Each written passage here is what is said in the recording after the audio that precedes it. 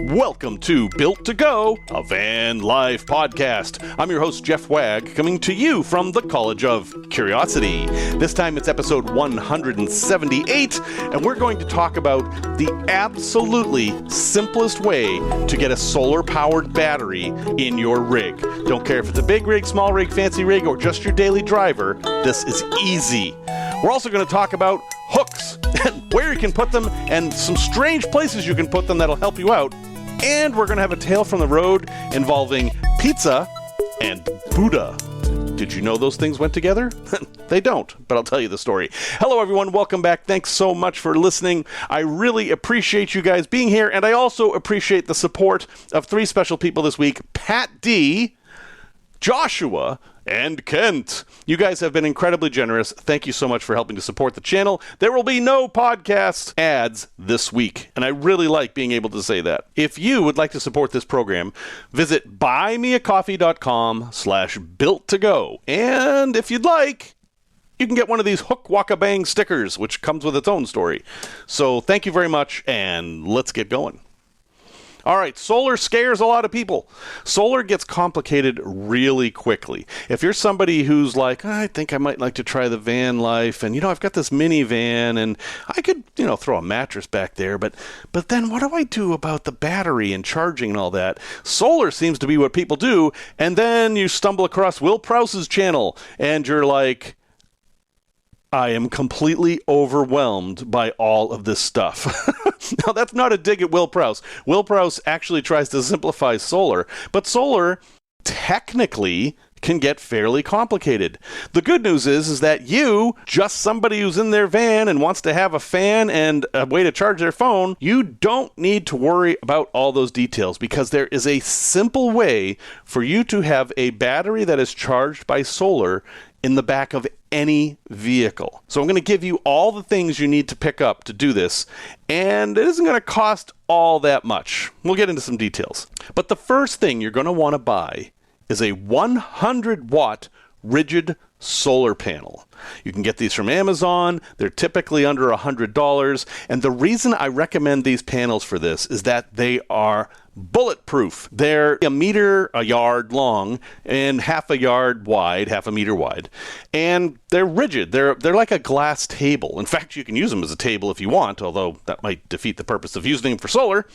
And you can mount them to your roof, which is easily the hardest part of this whole thing. Mounting to the roof requires some ability to drill holes and whatever, or you can just keep them in the back of your rig and pull them out when you want to solar charge your battery. You have that choice. That's the first step. Now, on the back of that rigid panel, there's going to be two wires that come out. One's positive and one's negative, and those have a connector on them. And that connector is called MC4.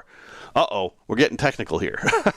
It doesn't matter what it's called. You can consider it the connector for your solar panel. That's it. Okay, that's the first thing you have to pick up. So go ahead and buy one of those. I'll wait.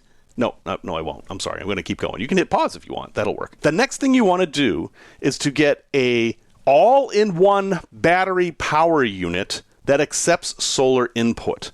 And it doesn't have to be an expensive one. You can get any 250 or 500 series all-in-one, I hate using this term, solar generator.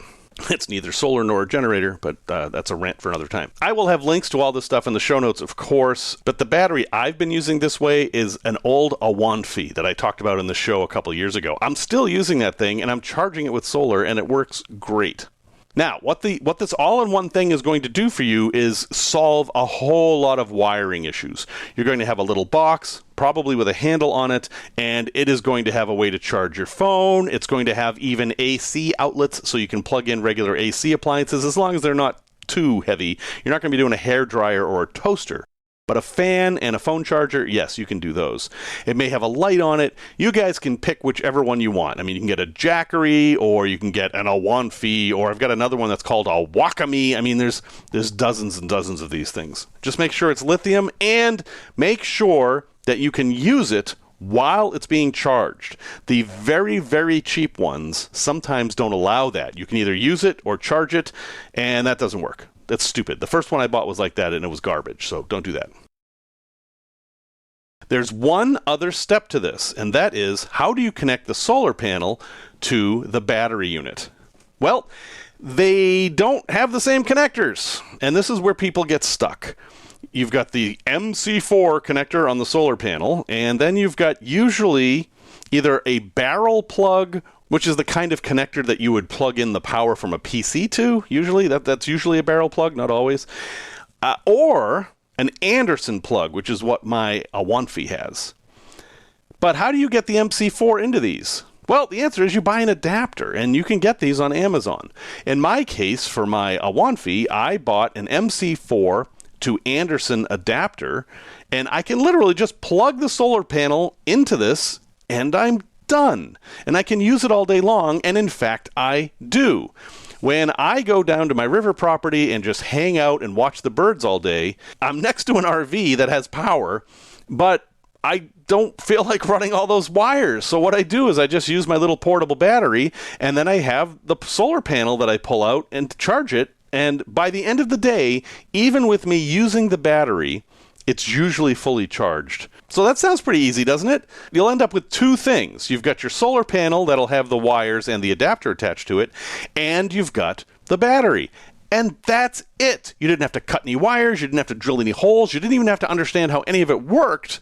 You've got a sustainable solar power system for your rig, and it cost you $400, maybe less, depending on what you do. Now, you might be thinking, well, $400, that seems like a lot. What if I just got my own battery, like just a starter battery out of this old car I have, and recharge that with solar? You can do that. You absolutely can do that, but that will require cutting some wires. If hooking the solar panel up to your power unit is level 1, now we're going to talk about level 2. Level 2 is to have your solar panel go to a solar controller and then to a battery. This isn't that complicated, and it's actually cheaper than the first option, but it does require a little bit of wiring. So you stick with your rigid panel, and out of it's coming the MC4 connectors. Okay. You're then going to want to get an extension cable, an MC4 extension cable. Not a big deal. They're very easy to find. You plug that into the solar panel, and then you're going to cut the ends off. Because you want bare wires. Those wires are going to go into your solar controller. Solar controllers come in all different kinds, but there's two basic kinds. There's the PWM and the MPPT. And the MPPT is the better one, but it's also much more expensive and much bigger. I have a Renogy Rover, and frankly, it's huge. I mean, this thing is like this big. It's like the size of a corned beef dinner. Thing's pretty huge. But I also have PWM controllers, and I have a little rowboat with a trolling motor, and the way I charge that is with this tiny little $15 PWM controller. Now, is the PWM controller as good as the MPPT controller? No, it really isn't. MPPT controllers are more efficient. They can do more. They'll give you more information. But a PWM controller works. It does work, and that's what we're after here. So if you're just getting started in solar, go ahead and just start with the PWM controller. You can always swap it out for a better one later. So the PWM controller has 3 sets of terminals. You've got one set that the solar goes into, you've got one set that goes to your battery, and then you've got another one called load. You can just ignore load. Load is complicated, but you can attach a device to it if you want. You could say hook up a little light or a little fan to load, and it will have power. But you can't add too much because you'll burn out your controller. So if you want to keep it simple, just ignore load. If you're ever hooking up a solar controller to a battery, always hook up the battery to the controller first. You want to power the controller before you hook up the solar. You might be thinking, well, this is kind of a pain because I take out the panel and then I've got this wire. Where does the wire go? It is perfectly fine to shut the wire in the door, whether it be a tailgate or a back door. As long as it's in the part of the door where you have the rubber seal, you're fine. Obviously, you want to avoid hinges and latches. You do not want to run your wires through an open window. There's a chance that you will close the window on the wire. The pressure of the window closing on the wire can actually damage the wire. But doors, not a problem. And that's it. That's really all there is to it. Boom. You've got solar for your battery. And then you can join the rest of us who have all the same problems of, oh, geez, it's cloudy today, I'm not going to get as much power, or it's raining, I'm going to get hardly any power, etc., etc., etc. But that's just part of solar life. If you want free energy to charge your battery the simplest way possible, well, now you know how.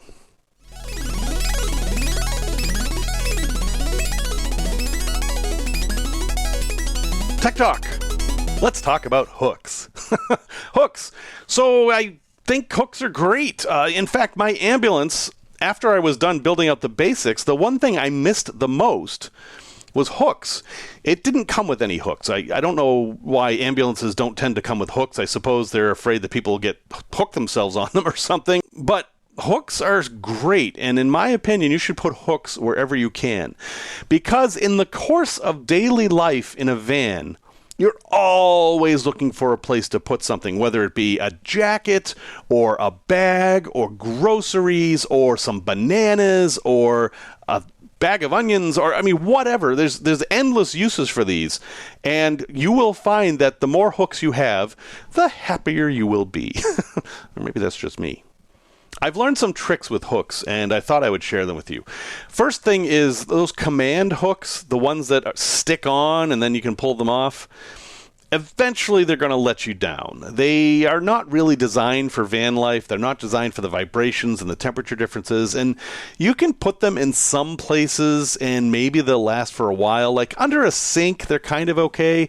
But if you're going to put any kind of weight on hooks, these things aren't the best. And in fact, they're more expensive than the metal hooks. You actually want to find metal hooks that you can screw in. That's the best way. And you can find them on Amazon or anywhere. Actually, Amazon has the best selection of hooks, like most things. I have gone to Home Depot and Lowe's and Menards, and I have had a hard time finding exactly the hook I wanted. Where you put them, you want to consider very, very carefully. So you want to put them in some obvious places. Like you want to put them in places where you might hang a coat. That makes sense. You want to put them by where you cook, because it's good to hang, like let's say you're using a spatula. Okay, there's a place to hang it. Remember, horizontal space is at a premium in a van. Any place where you can hang something saves you that horizontal space. But I also put them in some unusual places. In my ambulance, when I open the slider, there's the bed, and then there's a wall of the kitchen counter. So I have this like little alley that I walk into. But the wall that is part of the kitchen setup, I put hooks really low on that, near the floor. They're maybe 10 inches or a foot off the floor. Now, why did I do that? I did it for groceries. When I go grocery shopping in my van, I will stack the grocery bags on the floor, and I can then, using those plastic bags that everybody either loves or hates, I can hook those onto the hooks, and that keeps the bags on the floor and closed. And that has been very, very useful. If you're doing full-time van life, you can just put your groceries away, and this is less useful. But for me, being a part-timer, I'm using my van as a daily driver as well, so I use it to get groceries for my house. And this comes in really handy, because before, I would put the groceries back there, and when I got home, I'd have to chase the oranges around the van because they rolled away. So having some hooks near the floor is super useful. Another place to put them on near the floor is in the back. They're just little points to grab things so stuff doesn't roll away. Now, I'm not talking about D-rings or anything substantial. You're not going to lash down a kayak to these things. But it is really, really handy just to have these hooks around where, like, oh, I've got this USB cord. I want to keep it in the back. Where do I put it? Oh, I can hang it on this hook. Trust me, you will never regret having a hook in your van. With one exception. We need to talk about this. I have a hook in my van that's about waist height, and it's right by the sliding door. And twice now, I've caught my belt loop in this hook as I was leaving the van. And you know how tall these vans are. If I hadn't stopped myself, I would have been hanging from the van as I got out of the van, and maybe even done some damage. So always think about your hook and how it's going to affect you as you pass by it. Because if you're a klutz like me, it's very likely you're going to hook yourself on it. And in that same note, get hooks that aren't sharp. Don't get sharp hooks. Get hooks with like a rounded tip so that you have less chance of injuring yourself on them. And finally, when you're installing hooks, consider how much weight you're going to put on them. You will find that hooks have a weight rating. Forget that. That's not what matters. It's not the hook that you're worried about breaking. It's what it's attached to. If you're screwing it into a 2x4, it's going to be pretty strong. But if you're screwing it into something else, like a piece of IKEA furniture, it's not going to be all that strong. It's going to pull itself out if you put too much weight on it. So just keep that in mind. But really, folks, having hooks is a wonderful thing. And if you haven't considered it, give it a try. And if you've got a van that isn't built out, don't overlook the magnetic hooks. The very, very strong magnetic hooks that cost about $10 a piece can hold a lot of weight, and that's maximum flexibility.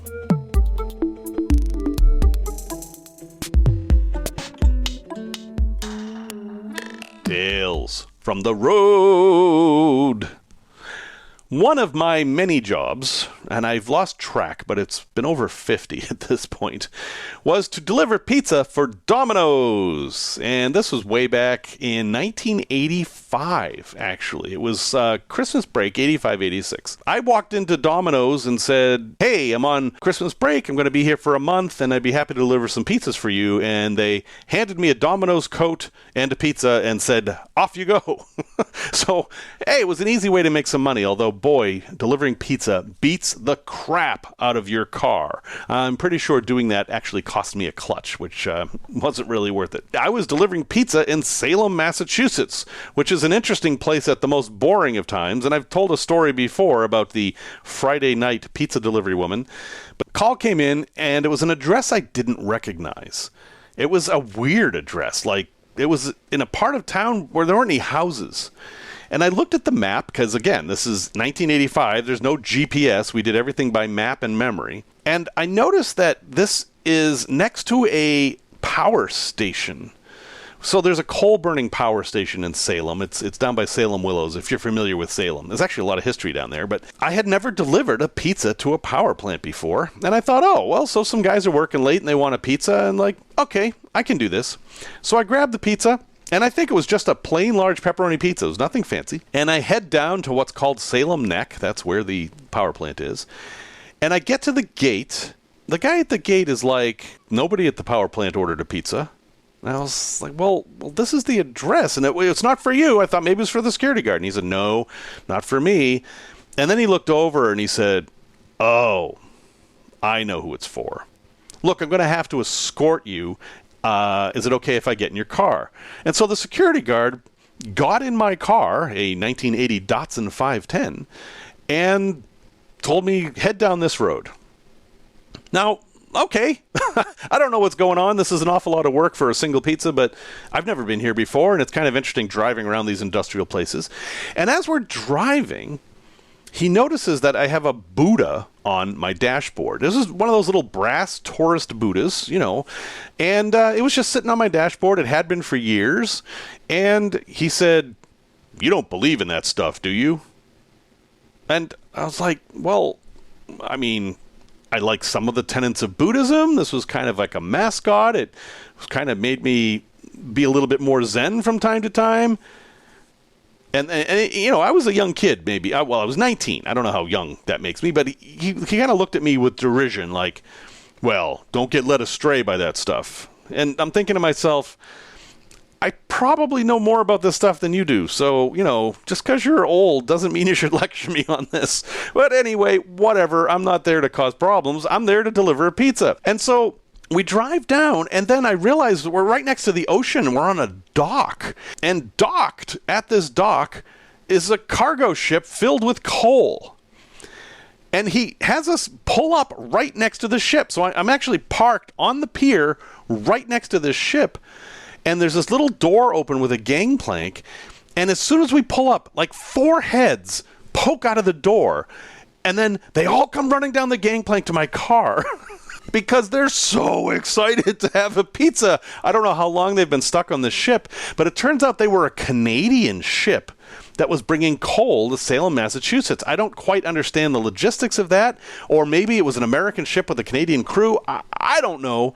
All I know is that these guys were thrilled to see me. They thought I was the biggest celebrity in the world. They started asking me all these questions, and they were really, really happy with the pizza. I handed it to them. You pull it out of the bag, the thermal bags we have, and they took it, and they opened it, and then 3 of them smelled it at once. And like, oh, man, this is great. And then one of them stayed by to ask me, about myself. It's like, oh, so who are you? What do you do? And I said, oh, I'm a college student. I'm just here on winter break, but I did grow up here. And then he saw the Buddha on my dashboard. And he looked at it and looked at me and said, hey, that's cool. And then he went into the ship. I drove back, dropped the security guard off, and continued my brief life as a pizza delivery guy. Very fun experience, a fun memory, and I will always think of those Canadian sailors every time I see one of those little brass Buddhist statues. I still have it here somewhere.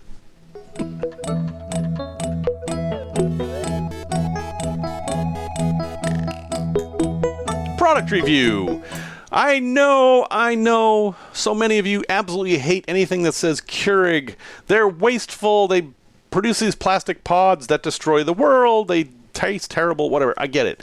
I don't agree, though. I'm sorry, I don't agree.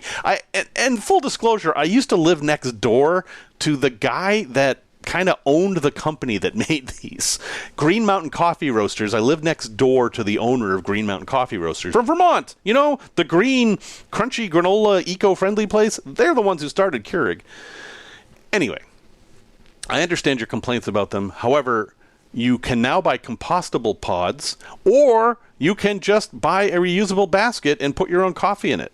So if Keurigs are wasteful, it's because of you, not the Keurigs. You don't have to use those little plastic cups. If you like the convenience of Keurig, you can have a Keurig in your van. And I've talked about the MyJoe before. This is a manual Keurig that doesn't require any electricity. But I recently decided to upgrade a bit, and I bought the smallest electric Keurig that they make, and I've been using it for a while now, and you know what? It's pretty darn good. Now, if you're the kind of person who likes Keurig, these are great for van life. It's a very small device. It's single cup use, so you're not going to fill the reservoir with water and get 10 cups out of it, and that's a good thing. In a van, you don't want that. You want to do 1 cup at a time, for a few reasons. First, it uses the least amount of power. It's going to heat up the water and make your coffee each and every time. So it's the minimal amount of energy that you're going to be able to use with a Keurig. Second, you don't want water sitting around in your van. It's something to slosh out. And where it's going to use every drop of water you put into it every time, you don't have to worry about spills and things like that. Second, this thing is really thin. It's just as wide as a coffee cup, and it's probably as tall as 3 coffee cups. Now, it's deep. You're going to have a narrow place to put this, but that's usually not that hard to find in a van. And it works pretty simply. There's a reservoir you add water into, and then you add the cup or the basket or wherever you're going to make your coffee. Close it, press a button, and it makes your coffee. And if you have a decent inverter, like a 2,000-watt inverter, which is what I'm using mine on, yeah, it works great, and it doesn't drain that much power. Plus, you tend to make coffee in the morning, giving you all day long to solar charge your battery. So the morning's a great time to use a lot of power like this. How's the coffee taste? Completely subjective, of course. I think it tastes fine. I actually like Keurig coffee. I think Keurig is nice because it's completely flexible. If you're traveling with someone else and they want hazelnut and you want dark roast, not a problem. You don't have to make a whole pot of each. And if later in the day you want coffee but you don't want the caffeine, you can have a decaf. You just put in a different pod or use a different coffee in the basket. Cleanup, and this is my favorite part, there isn't any. You just throw away the pod, and then every so often you can wipe it down. There's a sharp needle in there, so you have to be careful of that. And then imagine you're going to have to descale it every once in a while, but that's as simple as pouring some white vinegar into it and running a cycle or two.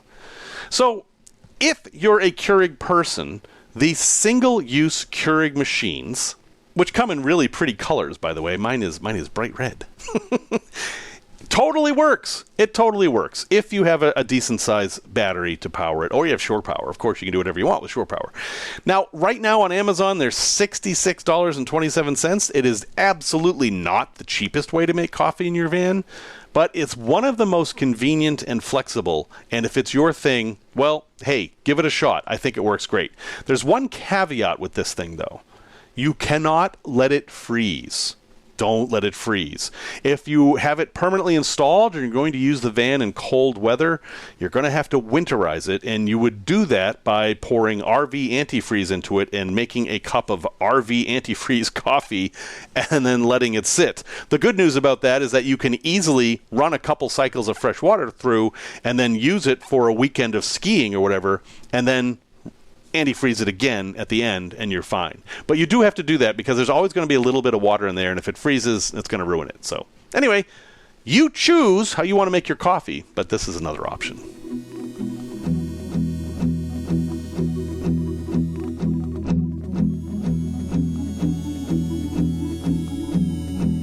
A place to visit. Well, everyone loves Route 66, right? And there's the whole Route 66 song that takes you through the whole journey from Chicago to LA. And what people don't seem to focus too much on is the eastern part of Route 66. I mean, it starts in Chicago, right? You don't think of Chicago in Route 66. And then it goes all the way through Illinois, all the way to St. Louis. And heck, that's 5 hours driving now on the modern interstate. It was probably 6, 7, or 8 back then. And there's lots of stuff to see on Route 66 in Illinois. There's the Rabbit Ranch, which is quite the experience. There is the birthplace of the corn dog, because that's a pilgrimage everyone should do, I think. But that's not what I want to talk about. I want to talk about a very unusual place that I visited and was kind of taken aback by. And it is called the Chain of Rocks Bridge. So, to get to St. Louis from Illinois, if you know anything about the geography of the area, you have to cross the Mississippi River, because that's the border. Crossing a river generally means a bridge, and so they built this bridge at Chain of Rocks. Chain of Rocks was a series of rapids on the Mississippi, and it was a good place to put a bridge because there were places to put the abutments. If you're just in the mud of the river, that's very difficult, but if there's some bedrock there, well, then it's easier. And so they put a bridge there. This is way back in the 20s, and as they were building the bridge, they ran into two problems. One is that the ground wasn't as firm as they thought, so they had to kind of move the bridge in the middle. And the second was that there are what are called cribs, or water intake buildings, in the river near there. These look like castles sticking out of the water. I'm sorry, podcast people, you're going to have to look this up to see this, but it's worth it. There are these two. They look like castles sticking up out of the water. And when they were building the bridge, they found that they were too close to those. And if any kind of boat came in that area, it would have trouble missing the bridge abutments and the water cribs. It may have hit either, and that's not good. They were halfway through the bridge when they discovered this. So what did they do? They put a bend in the bridge. This bridge does not go straight across the river. It has a dog leg in the middle. It's the craziest thing. You're going across the river, and then you got to turn like 45 degrees to the right to finish going. In the old days, it was fine because everyone's driving their Model A's or whatever, but once tractor trailers came about, it started to be a problem because trucks couldn't make that turn. And so they built a new bridge way downriver. So they closed the bridge. It's no longer open for vehicular traffic. It is now for pedestrians and bikes, and you can walk from Illinois to St. Louis or vice versa across this bridge. It's free. I've done it. It's fairly long. It's at least a mile to cross the entire thing. But the history of this bridge is well worth knowing. If you're an 80s movie fan, you have probably seen this bridge, because the 69th Street Bridge from Escape to New York, yeah, no, it's this bridge. They filmed Escape from New York on this bridge. And if you look carefully, you'll see that it does look similar. Now, this is a much smaller bridge than like the George Washington Bridge or anything like that, so it's a little surprising. And the history gets a little darker from there. There was a fairly grisly murder that took place there. I'll have a link in the show notes if you want to look it up. Actually, you can just go to the Wikipedia page and they list it there. But it involved 3 people getting robbed, sexually assaulted, and then being forced to jump off the bridge. into the Mississippi. That was a death sentence for 2 of them. In fact, they still haven't found one of the bodies. One of the bodies they found washed up 200 miles downriver. So there's a little plaque that explains that. I'm not one of those dark tourists that wants to go visit places that bad things have happened. But heck, if that's your thing, well, this is definitely one of those places. It's an interesting place to visit and a lot of places to take pictures. Take these pictures and you post them on Instagram or whatever. People will ask you, what the heck is that? Because you'll get these angles on these weird castles coming out of the river that just, like, people are like, what is that? Did somebody live there? And no, it's just places where water was taken in for St. Louis. So anyway, I'll have links in the show notes. It's part of the Route 66 trip, which is pretty complicated in Illinois because they moved Route 66 several times. But it is my favorite part of Route 66. Honestly, of the whole trip. I'm sorry, Tucumcari. This takes the cake. Resource recommendation. I have been hooked on this podcast, and I thought I'd share it with you. It has nothing at all to do with van life, except that we spend a lot of time driving, and this is a good distraction. And it's the Lateral Podcast. That's what it's called. Lateral Podcast. It's done by Tom Scott, my hero. I've talked about him a few times. And it is a lateral thinking podcast. Now, lateral thinking, if you're not familiar with the term, is a way to figure things out, but you have to think laterally rather than linearly. It's a little hard to explain very quickly, but instead of figuring out, okay, there are footprints in the sand, we have to go look up what footprints they are and figure out that it was a mouse or a raccoon or whatever, you would ask questions like, why is there sand there? And why would something be walking there? It's a different approach to solving puzzles. And basically, it's a game show. So he presents a puzzle. And here's one from the show. It was actually the game Among Us, which you may have played. It's kind of like Werewolf. It's a video game where there's a traitor in this group of people. Broke the Geneva Convention. Why? And then you have to use lateral thinking to figure out why. I mean, how could a video game break the Geneva Convention? And you can listen to the podcast to find out.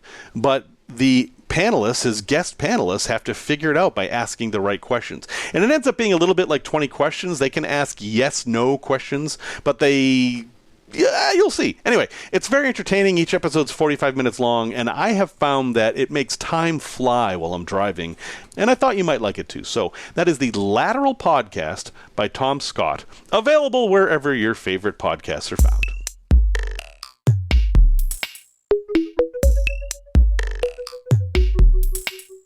Well, everyone, thank you very much for listening to episode 178. Music, as always, is by Simon Wagg. If you need to get a hold of me for any reason, I am Jeff at builttogo.com. That's 2 T's, not 3, not 1.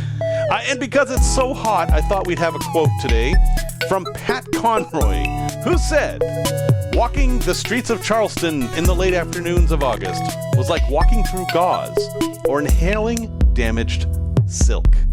Whew.